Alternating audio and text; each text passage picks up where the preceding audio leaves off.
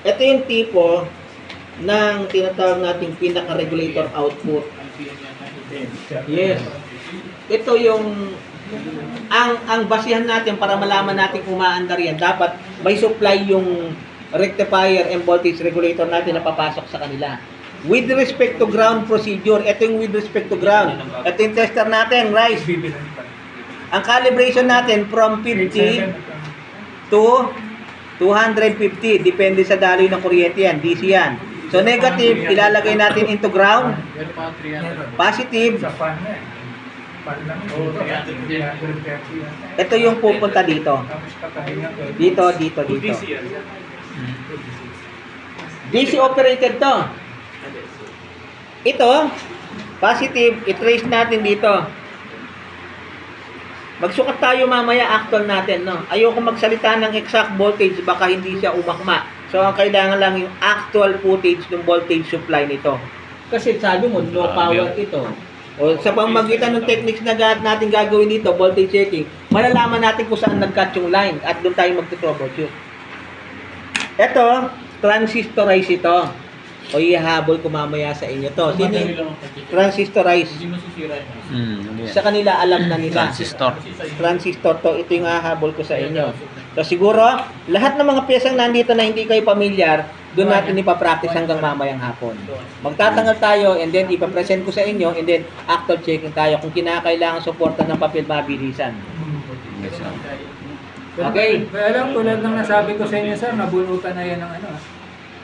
Oo nga pala, no? Ito po, nabunutan na yan. Alam mo ba itsura nung tinanggal mo? Ilang volts? Yung Zener diode? Zener ba? Problema po sa polling, hindi accurate yung kanyang... Lagyan na lang tayo. Hindi sir, hanapin ko lang ha. Ito yun eh. Meron tayong may pang pyesa doon. Di ba sa kahit wala, hindi ka Oo, nagka-cut lang yung supply natin patungo doon sa kabilang linya nun. Pero hanggat maaari kung malalagyan natin. Ayun na pala. SMB niya. Siguro at Chuya King kaya 200 to 400 volts yan. 22.0. Ini. Ay, ini kalupa na ini. Ini.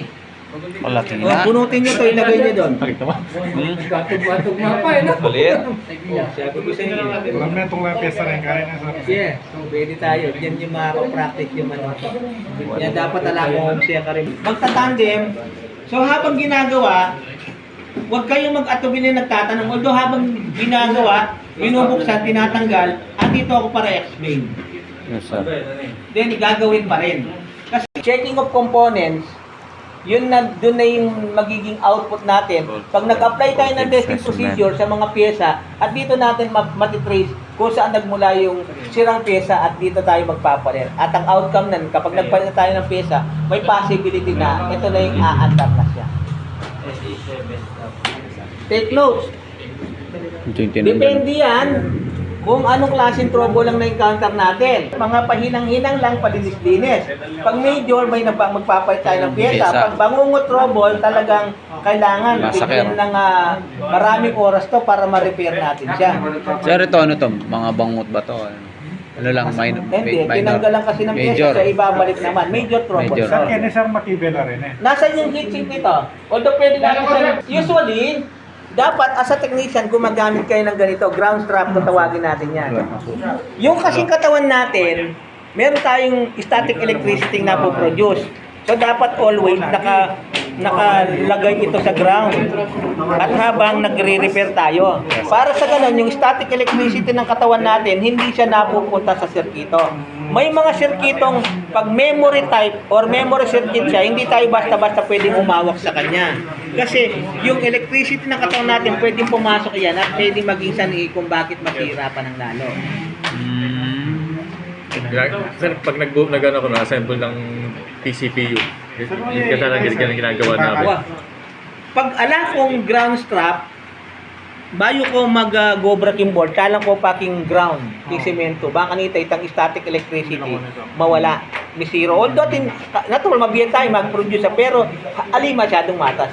Tama lang. Pero for safety purposes, king online mura lang mo rin. nasa 80, 100, 120, 140. Sali ang luma na yun. Pag ano kami sir, babalag kami ng wat, tatalya lang sila sa Dolpo, tapos si Paco. Hindi, paibigti. Ito sa part daw na to, anong madalas nasisira? Based on our experience. Ano pa? Resistor. Ano pa? Capacitor. Ano pa? Fuse. Voltage regulator. Ang output natin. Kung paano ko tinuro yung troubleshooting kahapon sa inyo, number 1, linis. Number 2, resolder. Number 3, voltage checking. And then other remedy, apply the testing procedure. So i-check natin yung mga following components like diode, like capacitor, like resistor, like other like voltage regulator, and then kapag nakita natin na sirang pyesa na yon, then doon na tayo magre-remove and magre-replace. Kailangan sir kalasan niya packing board na by check. Yun naman na-check hanggat makalagay yung board. Ang gumagawa lang ng mga ganitong klaseng technique, yung mga tinatawag natin professional technician na. Yung alam nila kasi kung pag nakalagay, for example, diode ang i-check nila, alam nila kung ilan yung resistance na kapag nakalagay siya sa board. Kaya lang, sa beginner technician, dapat ang practice natin, tanggalin natin siya bago natin siya i-check. Yung mga semiconductor components, pero what if kung SMD board siya or SMD components? Pag SMD components siya, sila yung mga nakadikit sa board. So, hindi natin sila ma-check unless kung hindi natin tatanggalin. So, ano yung involved instrument dito? Soldering iron rework station para matanggal natin sila. Okay na. Ngayon, may magli-lead, may magsasample para tanggalin, lagyan ng pyesa to, and then i-apply yung voltage measurement. Lahat kayo, no? Electronics, dome rack, no? Para ma-perform nyo. Huwag kayong maiinip. So, meron akong itinuro sa mga estudyante rito. Anong gagawin natin pag masakit na ulo, pag nainit tapos hindi na tayo makapag-isip? Anong unang gagawin natin? Yung relaxation, di ba? Ano yung method? Usually, pwede tayong mag-music, pwede tayong kumain, no? Para lagi nare-refresh yan. Pag alam nyo, kapag laging may pagkain yung tiyan, buhay yung memory natin, mabilis tayong mag-isip kung paano ina-apply yung